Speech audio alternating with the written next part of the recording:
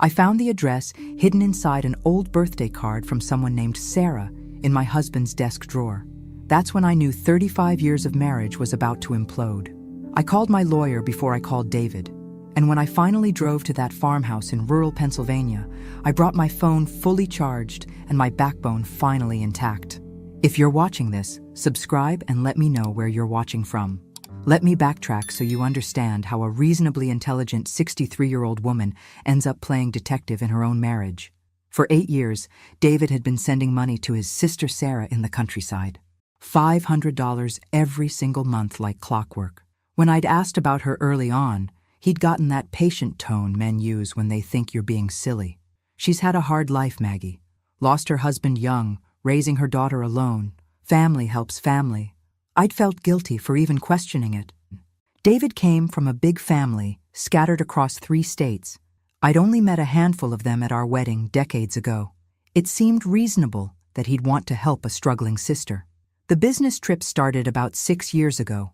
Once a month, sometimes twice, David would drive out to check on Sarah. 4 hours each way, always on a Saturday. She needs help with the property, he'd explain. Repairs, that sort of thing. When I suggested joining him, meet this sister I'd been helping support, David always had a reason why it wasn't a good time. Sarah was shy. The house was too small for guests. She was going through a difficult period and wasn't up for meeting new people. After a while, I stopped asking. How considerate of me, right? Making things easy for my husband's double life. Looking back now, I can see all the signs I deliberately ignored. The way he'd shower immediately after returning from his trips. How he kept his phone face down on the table. The smell of unfamiliar laundry detergent on his clothes occasionally. David had always handled our finances. I'm the lawyer. Let me deal with the boring stuff, he'd say whenever I asked about our accounts. I had access to one checking account for groceries and household expenses. But the investment accounts, retirement funds, his business accounts? Those were too complicated for me to worry about. I'd trusted him completely. What a fool I'd been. But it was the birthday card that changed everything. I'd been looking for our property tax documents when I found it shoved in the back of his desk drawer. The envelope was addressed to David in looping feminine handwriting. Inside, the card showed a sunset over a lake. The message read, "Happy birthday to someone special. Thank you for everything you do for us. With love, Sarah and Emma." Emma. He'd never mentioned Sarah having a daughter named Emma. I photographed the return address with shaking hands, then carefully returned everything exactly as I'd found it. That night over dinner, I asked casually, "How's your sister Sarah doing?" David didn't even look up from his pot roast. "Fine, same as always." "And her daughter? What was her name again?" The brief pause was almost imperceptible. "Lisa. Her name's Lisa." He'd forgotten his own lie. I spent the next 3 days being the perfect wife while my mind raced through possibilities. Maybe Sarah had 2 daughters. Maybe I'd misread the card. Maybe there was a perfectly innocent explanation. But I'd been married long enough to know the weight of a lie. It sits differently in the air between 2 people. On Thursday morning, after David left for work, I got in my car and started driving west toward that address in rural Pennsylvania. I told myself I was being paranoid, that I'd arrived to find exactly what David had described. A struggling sister grateful for family support. The 4-hour drive gave me plenty of time to rehearse what I'd say. I'd be friendly, introduce myself as David's wife, laugh about never having met after all these years. We'd have coffee. I'd meet Emma or Lisa or whoever the daughter was. Everything would make sense. The countryside grew more remote as I drove, farms giving way to long stretches of forest. My GPS eventually directed me down a dirt road, then onto an even narrower lane. The house appeared suddenly around a bend. A small but well-maintained farmhouse with blue shutters and flower boxes under the windows. This wasn't the struggling property David had described. The lawn was manicured. Fresh paint gleamed on the porch. Apparently, poverty looks different when you're spending someone else's money. And in the driveway sat David's car. It was only 11 in the morning on a Tuesday. David was supposed to be at his office in Philadelphia reviewing contracts. Yet there was his silver Lexus, parked at an angle in the gravel driveway, as if he'd been in a hurry to get inside. I pulled my car off the narrow lane about 50 yards back, partially hidden behind an overgrown hedge. My hands trembled as I cut the engine. For several long minutes, I just sat there, staring at that cheerful blue house with its welcoming flower boxes, trying to reconcile what I was seeing with 8 years of supposed charity. The property sprawled across several acres. Behind the house, I could see a newer barn structure and what looked like a chicken coop. A wooden swing set stood in the side yard, the kind you'd spend $1,500 on from a specialty store. Not exactly the image of desperate poverty David had painted. I'd brought binoculars. Another thing I never imagined doing at 63. Sitting in my car like some private investigator from a bad movie. Through the lenses, I could see more details. Solar panels on the roof, a greenhouse attached to the barn, a late-model SUV parked beside David's Lexus. The front door opened. I held my breath. A woman emerged, young enough to be my daughter, maybe 35 at most, with long auburn hair pulled back in a ponytail. She wore jeans and a fitted sweater that showed off a figure that definitely wasn't 63. She walked to the SUV, retrieved something from the back, then turned and smiled at someone inside the house. David appeared in the doorway. He pulled her close and kissed her. Not a brotherly peck on the cheek, a real kiss, the kind that told a story of familiarity and intimacy. My chest constricted so tightly I thought I might be having a heart attack. The binoculars slipped from my shaking hands, clattering against the steering wheel. This was no sister. Whatever David had been doing for 8 years, it had nothing to do with family charity. I watched them disappear back inside the house, his arm around her waist in a gesture of casual possession. The door closed behind them, leaving me alone with my shattered assumptions and the terrible knowledge growing in my gut. Part of me wanted to storm up that driveway, pound on that door, demand explanations. But a stronger instinct held me frozen in place. I needed to see more, understand more, before I made any moves. I'd read once that the wife is always the last to know. I'd felt smugly certain that would never be me. I'd considered myself observant, attuned to my husband's moods and patterns. Yet here I was, the cliché I'd pitied in other women. About 20 minutes later, the door opened again. This time, a little girl came running out. She looked about 7, with dark, curly hair and David's exact nose. David's nose. My vision tunneled. The little girl was carrying a baseball mitt and laughing as David chased after her, scooping her up and spinning her around. Her delighted squeals carried across the distance. The young woman stood on the porch, watching them with a smile that spoke of 1,000 similar moments. This wasn't an affair. This was a life. A whole separate life David had built while I'd been home in Philadelphia, believing in family charity and business trips. The girl wrapped her arms around David's neck. He carried her toward the barn, speaking to her with animated gestures. Everything about his body language screamed comfort, belonging, love. I'd been married to this man for 35 years. We'd raised 2 sons together. We'd buried both his parents and mine. I'd held his hand through his father's funeral and celebrated every promotion, every milestone. And apparently, for at least 8 years, I'd been sharing him with an entire other family. The implications crashed over me in waves. The money, obviously, was just the start. How many lies had he told? How many late nights at the office had been spent here? How many business conferences had been long weekends with them? My phone buzzed. A text from David. Working lunch with clients. Will be home by 6. Love you.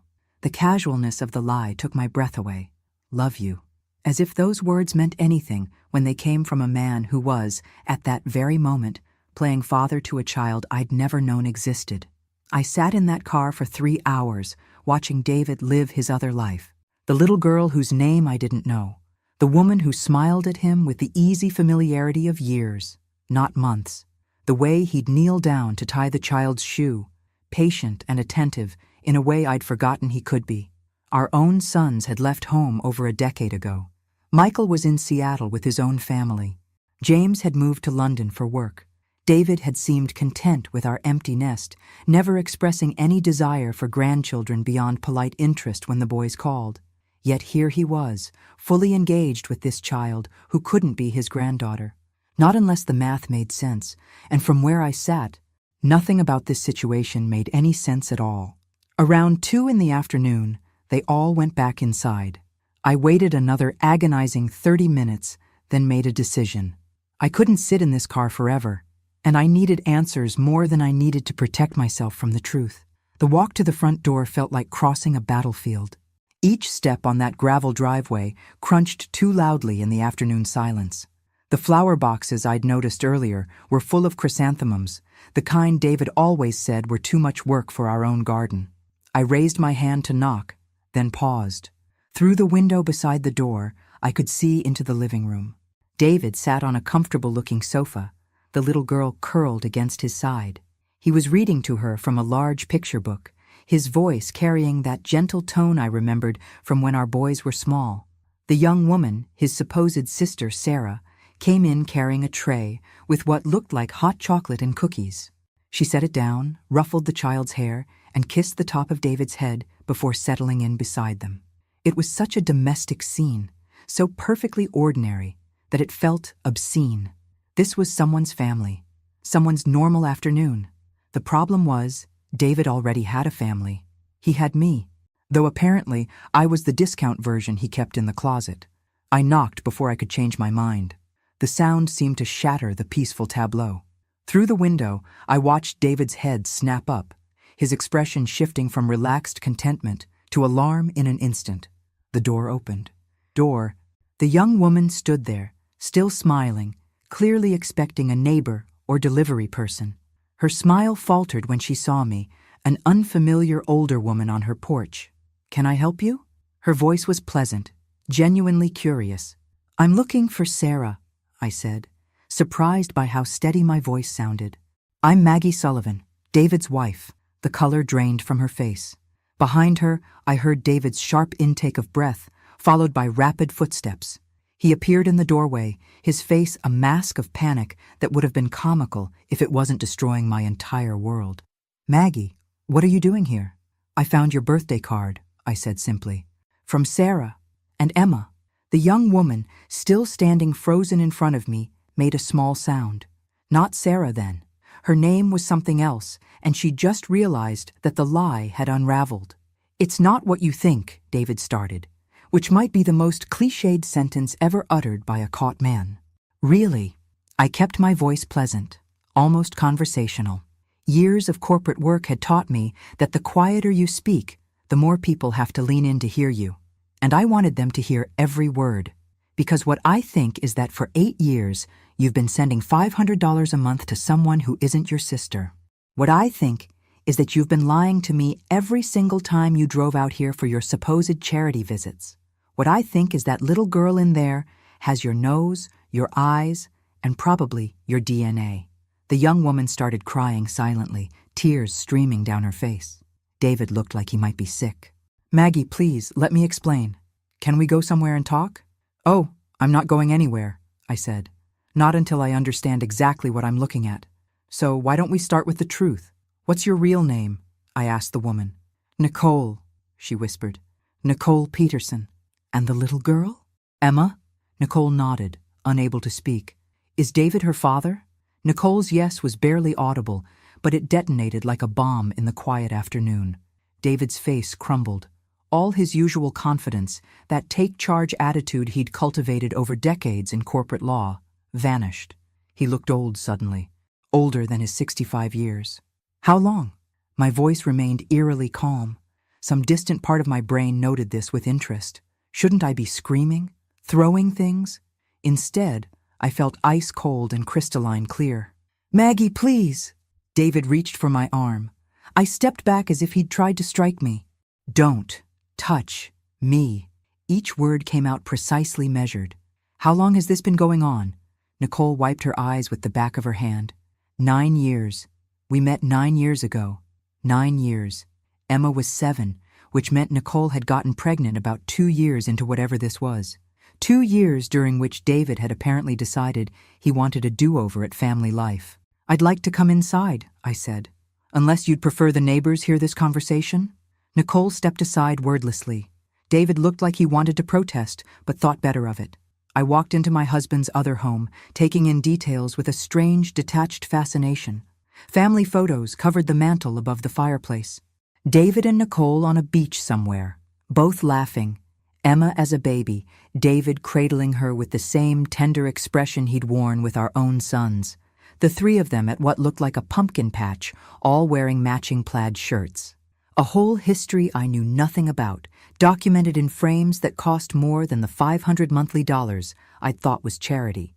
Emma appeared in the doorway connecting to the kitchen, still holding her picture book. She looked between the adults with the worried expression children get when they sense tension but don't understand it. Mom? Who's this lady? Mom. Nicole was Mom. And David was what? I looked at him, waiting to see how he'd navigate this particular minefield. Emma, honey, why don't you go play in your room for a bit? Nicole's voice shook. Grown-ups need to talk. But Dad was reading me the story. Dad? Of course he was Dad. Why wouldn't he be? He'd been there for birthdays and bedtime stories, for scraped knees, and probably first days of school. Just not for our sons' weddings or the birth of our actual grandchildren in Seattle. I'll finish it later, sweetheart, David said quietly. His eyes were red. Good. I hoped it hurt. Emma left reluctantly, casting one more confused glance at me. I waited until I heard a door close somewhere upstairs. So, I said, settling into an armchair that had probably cost 5 monthly payments. Let me see if I understand. 9 years ago, you met Nicole. You started an affair. She got pregnant. And instead of, I don't know, divorcing me or being honest, you decided to maintain 2 families? It wasn't like that, David protested weakly. Then please, enlighten me. What was it like? I settled back in my chair. Because from where I'm sitting, it looks like you've been playing house with a woman young enough to be our daughter while I've been home budgeting our tight finances. But I'm sure there's a perfectly reasonable explanation that doesn't make you a lying, cheating fraud. Nicole spoke up, her voice steadier now. I didn't know he was married. Not at first. That surprised me enough to look at her directly. She met my eyes, and I saw genuine anguish there. I met David at a farmer's market in town. He said he was recently divorced, working through it. We started seeing each other. By the time I found out the truth, I was already pregnant. And you stayed anyway, I observed. He said he was going to leave you, that he just needed time to figure things out financially to tell you the right way. Nicole's laugh was bitter. I believed him for longer than I should have. But you're still here. He's still here. And I'm still very much married to him. Silence fell heavy in the room. David stood near the window, his back to both of us, shoulders slumped in defeat. The $500 a month, I said. That wasn't the real number, was it? More silence. David, I'm not leaving here without answers. How much? 2,000. His voice was barely audible. Sometimes more, depending on what was needed. $2,000 a month for 8 years. Nearly $200,000 funneled into this second life while I'd been carefully budgeting our retirement accounts.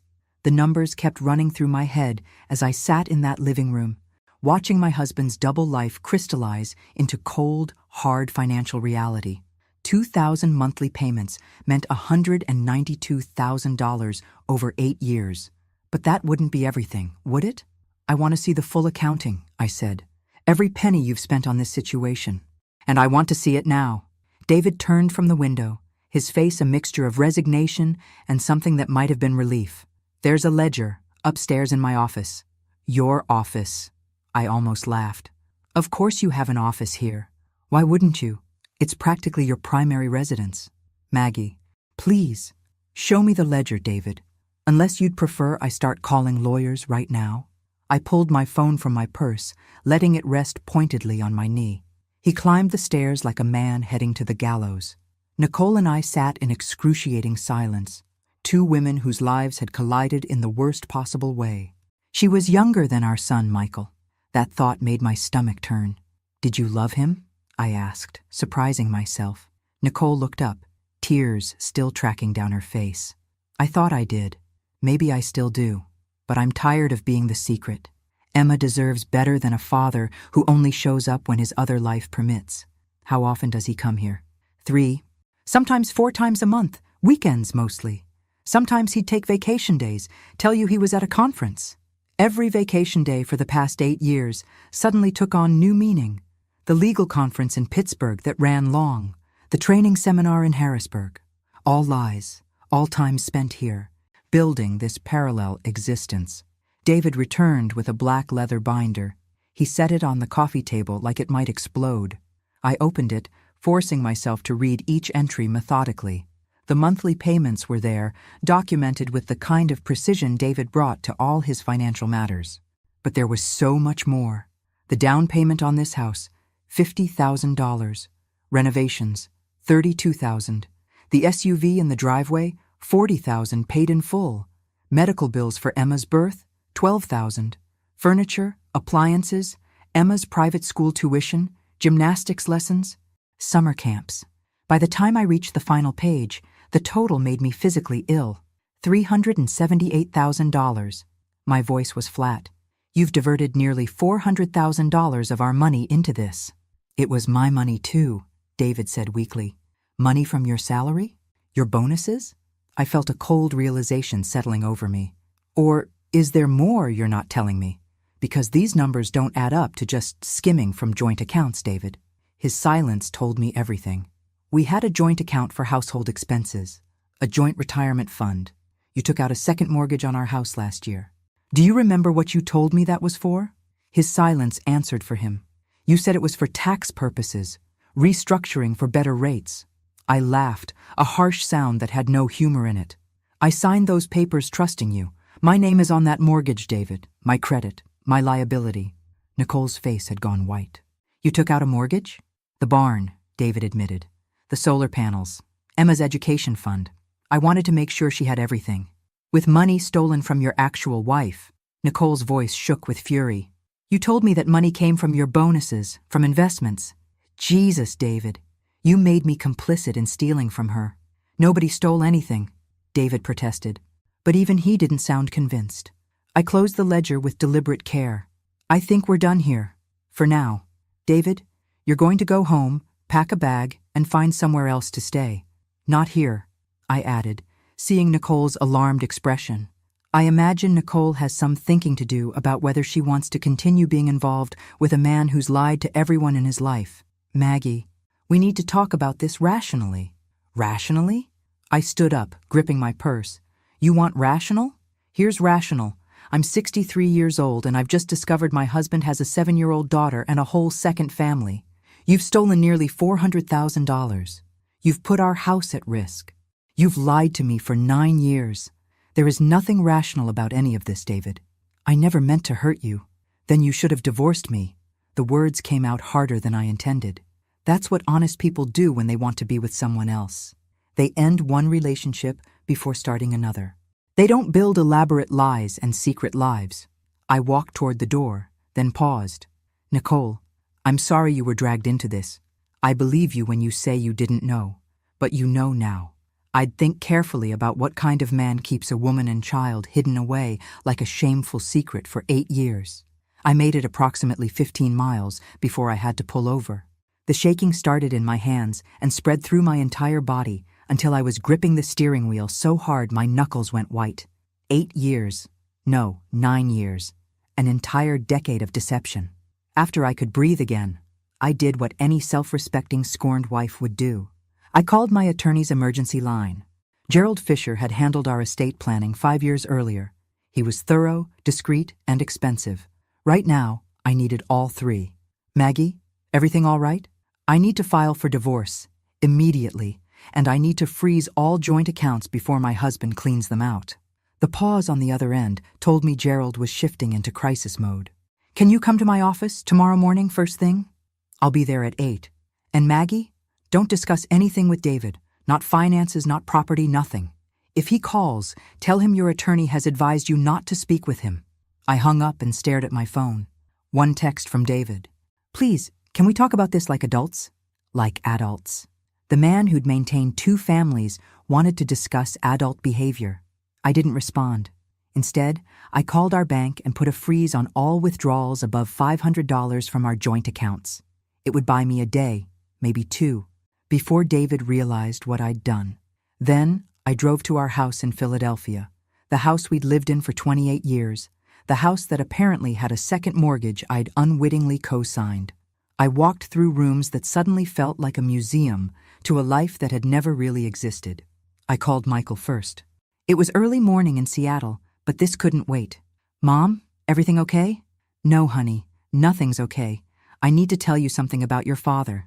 My voice cracked. Can you get James on a three-way call? You both need to hear this. 10 minutes later, I told them everything.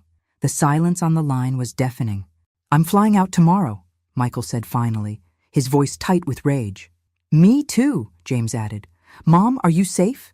Do you need us to come tonight? I'm safe. Your father is the one who should be worried. I looked around at the house that no longer felt like home. Come when you can. We'll figure this out together. After we hung up, I started packing David's belongings. Not out of drama or revenge, though there was certainly some satisfaction in it. No, I packed his things because Gerald had said not to discuss anything, and I wanted David's belongings out of my space before I said something I'd regret. By 10 that evening, 12 garbage bags sat in the garage. I'd also found 3 more burner phones hidden in various drawers, each containing texts and photos that confirmed what I already knew. This wasn't just an affair, it was a complete alternate reality. David arrived home at 10:47. I know because I was sitting in the living room with a glass of wine, watching the headlights sweep across the front windows. He came in quietly, like a man expecting an ambush. Your things are in the garage, I said before he could speak. I've booked you a room at the Marriott on Market Street for the next 2 weeks. After that, you'll need to find more permanent arrangements. Maggie, please. My attorney has advised me not to discuss anything with you. All communication goes through him from this point forward. This is insane. We've been married for 35 years. I took a sip of wine, meeting his eyes over the rim of the glass. Apparently not as exclusively as I thought. I made mistakes. I know that. But throwing away 35 years, you threw them away, I interrupted. The moment you decided a secret family was more appealing than being honest with your wife. I'm just dealing with the aftermath. David slumped into the chair across from me. What do you want? Money? The house? I'll give you whatever you want. What I want is the last 9 years of my life back. Can you give me that? He had no answer. I want the trust back, the honesty, the marriage I thought I had. Can you give me any of those things? More silence. I found the burner phones, all 3 of them, the texts to Nicole, the photos of Emma's birthday parties, her school plays, her first day of 2nd grade. You were living a completely separate life, David. And the worst part? You were good at it. If I hadn't found that birthday card, how much longer would this have gone on? I don't know, he whispered. Would you have told me when Emma graduated high school? College? Or were you planning to maintain this charade until one of us died? Something in my voice must have finally broken through his defenses. David buried his face in his hands. His shoulders shook with sobs that might have moved me once. Before I knew he'd spent our retirement savings on another woman's child. Get your things and go, I said quietly. We'll let the lawyers handle the rest. He left without another word. I heard the garage door open, the sound of bags being loaded into his car, then the engine starting. I sat in that living room until long after his taillights disappeared, finishing my wine and planning exactly how I was going to dismantle the life he'd built on lies. And somewhere in rural Pennsylvania, Nicole was probably having similar thoughts. Gerald Fisher's office smelled like expensive leather and the kind of confidence that comes from winning. I needed both. He sat across from me, reading through the ledger I'd photographed, his expression growing darker with each page. This is financial fraud, he said finally. The second mortgage alone, forged documents showing joint approval when you never actually agreed to the terms he negotiated. That's a felony, Maggie. I signed the papers. My voice was flat. Papers he misrepresented. You thought it was a refinance for better rates. He used it to fund his other family. That's fraud. Gerald set down the documents. We can destroy him, criminally and financially. The words should have felt satisfying. Instead, they just felt heavy. I want what's mine, I said carefully. Everything I'm entitled to under Pennsylvania law. But I also want him to face consequences for what he did. He'll lose his law license. The Bar Association doesn't take kindly to attorneys committing fraud, especially against their own spouses. Gerald's smile was sharp. He'll be unemployable in his field. Good. The vindictive thought surprised me with its intensity. David had built his entire identity around being a successful corporate attorney. Stripping that away felt appropriate somehow. Call it karma, with a law degree. There's more, Gerald said, flipping to another section of notes. I had my investigator run some preliminary checks. Your husband's been moving money. Large amounts consistently for the past 3 months. My stomach dropped. Where? Offshore accounts. Cayman Islands, specifically. He's been liquidating assets, transferring funds. Classic signs of someone preparing to disappear. The betrayal had layers, apparently. David wasn't just maintaining 2 families. He was planning an exit strategy. How much? So far? About $200,000. There's likely more we haven't found yet. $200,000. On top of the $400,000 already spent. David had systematically emptied our life savings while I'd been obliviously planning our retirement. Can we get it back? Some of it. With the fraud charges, we can make a strong case. But international banking laws are tricky.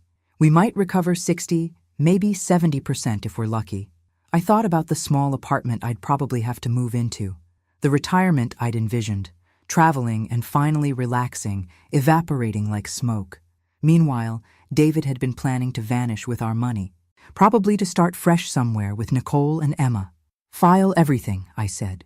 Criminal charges, divorce papers, asset freezes, all of it.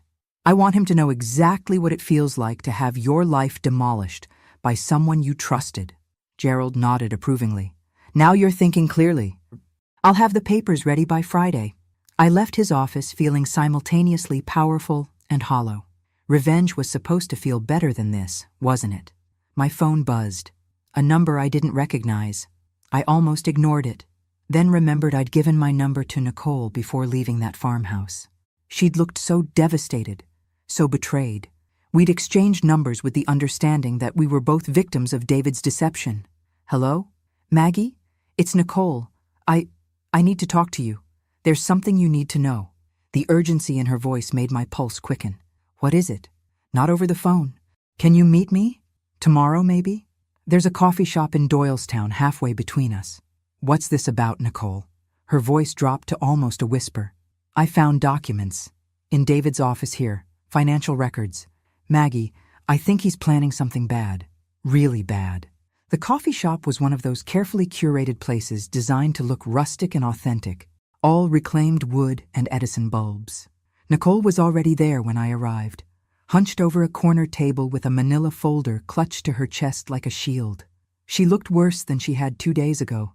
Dark circles shadowed her eyes, and her hands shook as she pushed a latte toward me that she'd apparently ordered in advance. Thank you for coming, she said. I wasn't sure you would. You said David's planning something. I need to know what. Nicole opened the folder. Inside were printouts of financial statements, emails, and what looked like legal documents. She spread them across the table between us like evidence at a crime scene. After you left, I went through everything in his office. I was so angry, realizing he'd stolen from you, lied to both of us. Her voice cracked. I found these hidden in a locked drawer. I had to break it open. The first document was a new will. David's will, dated 3 weeks ago. I scanned the contents, my stomach churning with each line. He'd left everything to Nicole and Emma. The house in Philadelphia, his life insurance, his retirement accounts, everything. My name appeared exactly once, in a clause specifically stating I was to receive nothing due to irreconcilable differences and financial disagreements. He can't do this, I said, though my legal knowledge was shaky. We're still married. Pennsylvania has spousal protection laws. Keep reading, Nicole whispered. The next document made my blood run cold. It was a durable power of attorney, granting Nicole full control over David's affairs in the event he became incapacitated. Below that, medical records. David had stage 3 pancreatic cancer. The diagnosis was dated 8 months ago. He's dying, Nicole said unnecessarily. 6 months, maybe less.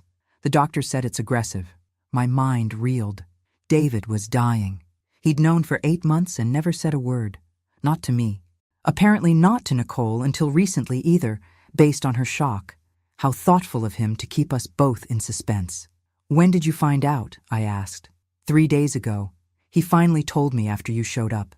Said he'd been trying to protect me from the worry. Nicole's laugh was bitter. Protect me? Like I'm some child who can't handle reality. I understood that bitterness intimately. There's more, Nicole continued, pulling out another document. Life insurance policies, 3 of them, total payout of $2 million, all with Emma and me as beneficiaries. He took them out 2 years ago. $2 million. Life insurance that I knew nothing about, purchased with premiums that must have come from our joint accounts. He's been planning this for years, I said slowly, the pieces clicking together. He knew he was sick, probably suspected before the official diagnosis. He set up the will, the insurance, the power of attorney. He was going to die and leave me with nothing while you and Emma got everything. It's worse than that. Nicole pushed across an email chain. Read these. The emails were between David and a financial advisor in the Cayman Islands. They discussed transferring assets, establishing offshore trusts, and timing everything to coincide with the end point, David's death. He'd been systematically moving money offshore, planning to die, and let Nicole collect everything while I dealt with the debt and legal mess he'd leave behind. The second mortgage, the credit cards in both our names that he'd maxed out, all of it would become my responsibility while his life insurance paid out to his other family. He was going to frame me, I said, my voice eerily calm. Make it look like I'd been the one mismanaging our finances. Then he'd die, you'd collect millions, and I'd be left with nothing but debt and blame. Nicole nodded, tears streaming down her face. I didn't know. I swear to you, Maggie, I had no idea about any of this. When I found these documents, I was sick. Literally sick. I threw up in his bathroom. Why are you showing me this? You could have kept quiet, collected the insurance, moved on. Because this is wrong, Nicole said fiercely. I'm not a saint, okay? I slept with a married man. I kept seeing him after I knew the truth. But I'm not a thief. Emma deserves better than money stolen from someone her father betrayed. And you deserve to know what he's been planning. We sat in that coffee shop for 3 hours. 2 women who should have been enemies, united by the same man's elaborate betrayal. Nicole showed me everything she'd found. Bank statements proving David had been draining accounts for years. Investment portfolios liquidated and transferred. There's something else, Nicole said, pulling out another document. He tried to transfer your house. Look at this. It was an attempted quitclaim deed, dated 6 months ago. David had tried to transfer the Philadelphia house to a trust controlled by Nicole. But the signature, my signature, was so obviously forged that even I could see it was fake. He never filed it, Nicole said. I think he knew it wouldn't hold up. The notary stamp is fake too. Look at the date. But he was trying, Maggie. He was trying to take everything from you. More fraud, more felonies. My husband hadn't just betrayed me emotionally. He'd systematically dismantled my entire financial life while I'd trusted him completely. I need to ask you something, I said. And I need you to be completely honest. Did you love him? Nicole was quiet for a long moment. I thought I did. In the beginning, when I believed his lies about being divorced, yes. I loved who I thought he was. She paused, wiping her eyes. I found out he was still married when Emma was 6 months old. A neighbor mentioned seeing his wedding ring tan line. I confronted him. He cried, said he was planning to leave you, that he just needed time to do it right. And like an idiot, I believed him. 7 years, I said quietly. You waited 7 years. Every year he had an excuse. The business wasn't stable enough. Your health was bad, and he couldn't abandon you. His mother was dying. Then it was your mother. Always something. Her voice hardened. But when I found out about the cancer 3 days ago and saw these documents, I realized he was never planning to leave you. He was planning to die and leave me holding stolen money while you got blamed for everything. That's when I understood. He never loved either of us. We were both just convenient. He told me he loved me every day, I said, right up until I found that birthday card. 35 years of I love you, and every single one was a lie by omission. Emma asks about you, Nicole said suddenly. She wanted to know who the sad lady was. I told her you were someone important to her dad. She said you looked like you needed a hug. The unexpected kindness from a child who had no idea she'd been the catalyst for my life's implosion made my throat tight. What will you do? I asked. With the insurance money. I mean, when David dies. I don't want it. Nicole's voice was firm. Not like this. Not money stolen from you. Emma and I will figure something out. I have my job. My parents can help. We'll manage. You'd give up $2 million? I'd give up $2 million stolen through fraud and forgery. Yes, Nicole met my eyes. I made mistakes, huge ones, but I'm not who David tried to make me. I'm not the kind of person who profits from someone else's suffering. An idea was forming in my mind. Dangerous, probably illegal, definitely satisfying. What if there was a way to make this right, I said slowly. Not just right. What if we could make David face everything he's done before he dies? Nicole leaned forward. What are you thinking? He's been planning his death like it's a business transaction. Neat and tidy, with you collecting his insurance while I'm left holding the bag. What if we disrupted that plan? How? I have a very good lawyer. One who's already building a criminal case against David. With these documents, we have proof of fraud, forgery, financial elder abuse. We can file charges now, before he dies. Understanding dawned on Nicole's face. If he's convicted of fraud, the insurance policies won't pay out. The clauses about illegal activity void everything. Exactly. And the offshore accounts? My lawyer can freeze those too. David planned to die a martyr, securing his daughter's future. Instead, he'll die knowing he destroyed everything he tried to protect. That's brutal, Nicole said. Then, after a pause, I'm in. What do you need from me? Testimony. Documentation. Everything you found. And Nicole? I reached across the table and squeezed her hand. Thank you. For being honest when you didn't have to be. She squeezed back. Thank you for not hating me. I wouldn't have blamed you if you did. I did. For about an hour after I left your house. Then I realized you're as much his victim as I am. He lied to both of us, made us both complicit in his schemes without our knowledge. I gathered the documents into a neat pile. But we're not victims anymore. We're witnesses. And we're going to make sure David Sullivan faces consequences for every lie he ever told. Gerald Fisher looked like Christmas had come early when I dropped the folder on his desk 3 days later. He flipped through Nicole's documents with increasing excitement, occasionally letting out soft whistles of appreciation. This is a prosecutor's dream, he said finally. We have him on fraud, forgery, financial elder abuse, money laundering, and insurance fraud. He'll die in prison, Maggie, even with cancer. Even if he only lives 6 months, he'll spend them behind bars. The satisfaction I'd expected still didn't materialize. Instead, I felt hollow, watching my husband's life reduced to a list of felonies. There's something else, Gerald said, his tone shifting. My investigator found another account, one even Nicole didn't know about. He slid a bank statement across the desk. I scanned the numbers, then stopped. Read them again, certain I'd misunderstood. That's $3 million, I said slowly. $3.2 million to be exact. Sitting in a Bahamian bank under a corporate shell. Your husband's been siphoning money for at least a decade, Maggie. Gerald pulled out more documents. Here's the interesting part.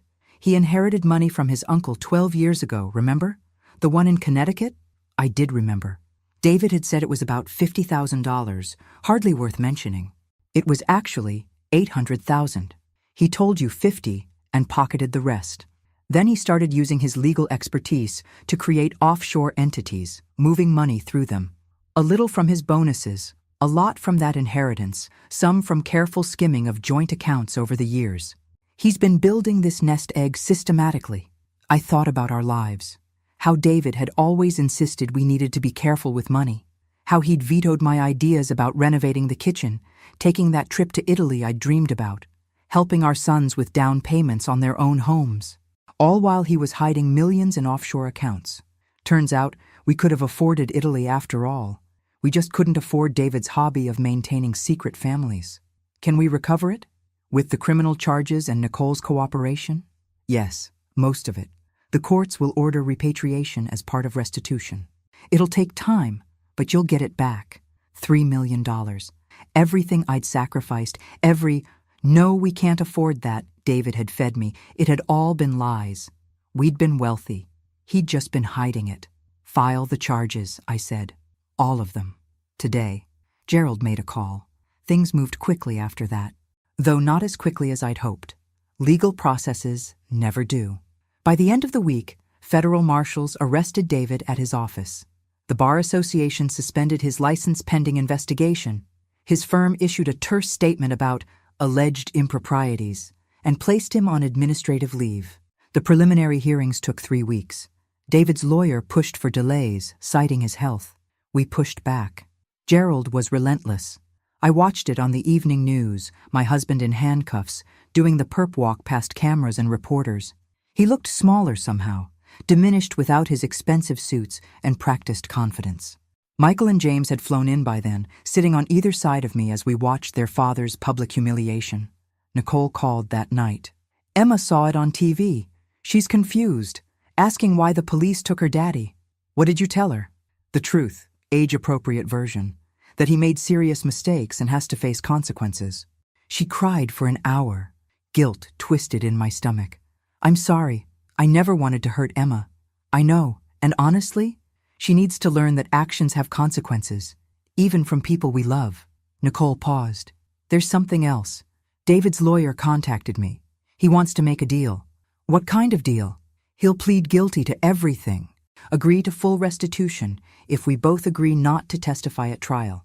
He doesn't want Emma watching months of court proceedings. She took a breath. And he's asking for house arrest with hospice care instead of prison. His doctors say he has less than 3 months now. The cancer's spreading fast. The federal prosecutor is willing to agree since he's terminal and a first-time offender, but only if we both consent.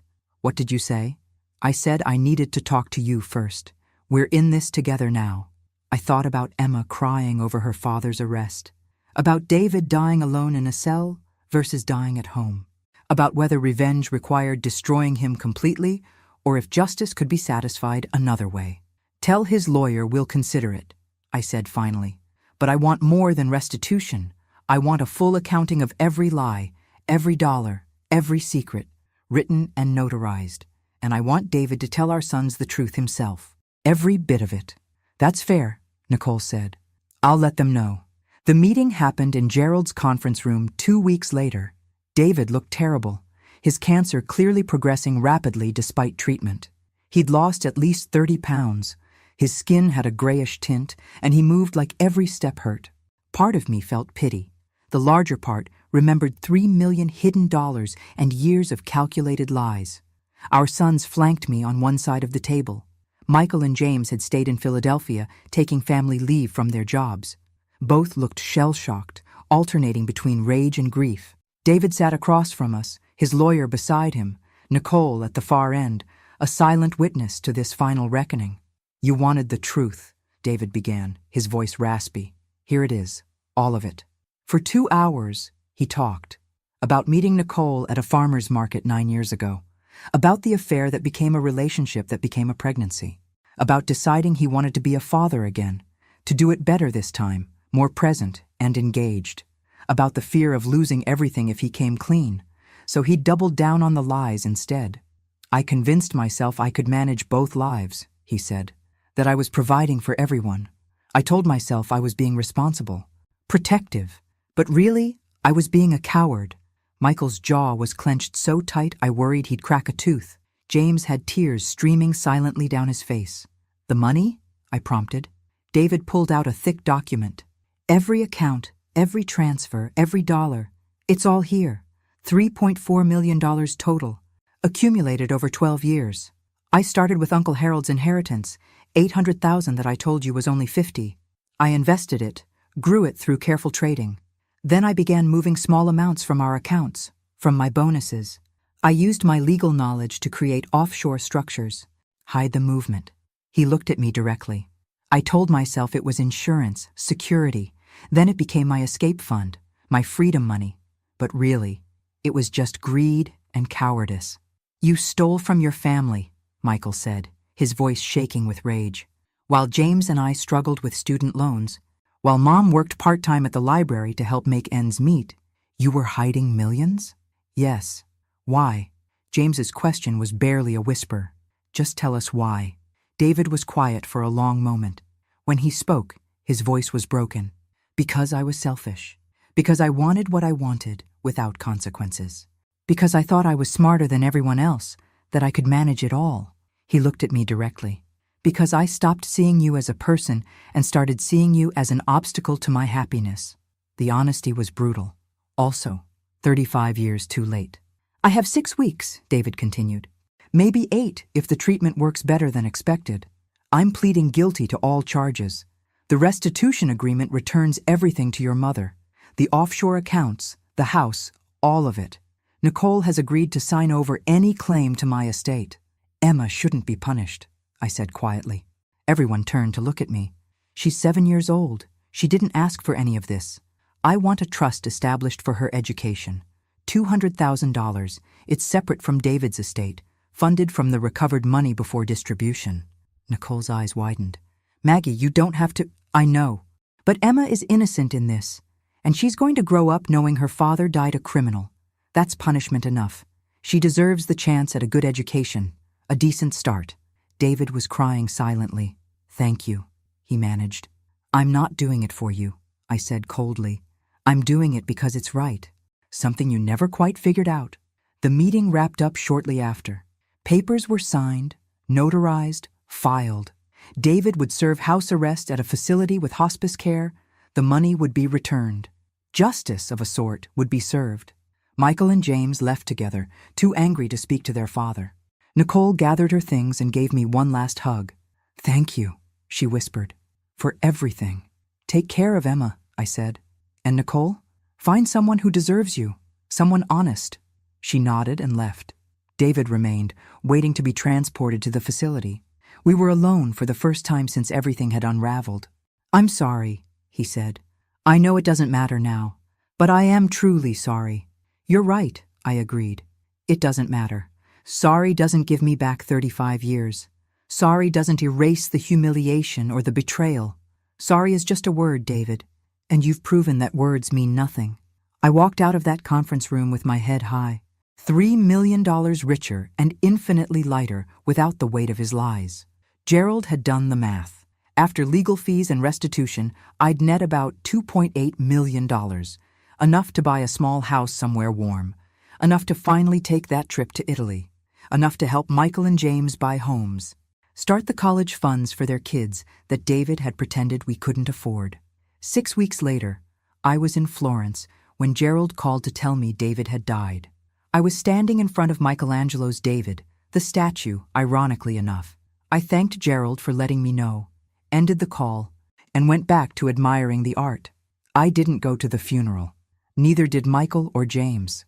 Nicole held a small service, she told me later. Just her, Emma, and a few friends. She scattered his ashes in the woods behind the farmhouse. 18 months later, I stood on the balcony of my new apartment in San Diego, watching the sunset paint the Pacific Ocean in shades of gold and crimson. Gerald had called that morning with news that the final offshore account had been recovered. The international legal process had been long, expensive, and frustrating, but persistence paid off. My final total, $2.9 million after all legal fees, taxes, and complications. I'd used some of it to furnish this apartment. More went into trusts for my grandchildren. Michael had used his share to pay off his mortgage. James had invested his. Emma's education fund was safely managed by an independent trustee, ready for her college years. The revenge I'd imagined in those first angry days had morphed into something better. Freedom. Freedom from lies, from a man who'd seen me as an accessory rather than a partner. Freedom to finally live on my own terms. My phone buzzed. A text from Nicole, who'd become an unlikely friend. Emma started 3rd grade today. Sent you a photo. The photo showed a smiling little girl with a backpack almost as big as she was. She had David's nose and Nicole's eyes, and absolutely none of the blame for the chaos her existence had caused. I texted back a heart emoji and a message of congratulations. Then I poured myself a glass of wine, turned on some jazz, and watched the sun sink into the Pacific. Somewhere, David was gone. His lies were exposed. His carefully constructed dual life had collapsed into truth. And me? I was finally, completely, gloriously free. The sunset was beautiful. The wine was excellent. And for the first time in 35 years, my life was entirely, wonderfully my own. Thanks for listening. Don't forget to subscribe and feel free to share your story in the comments. Your voice matters.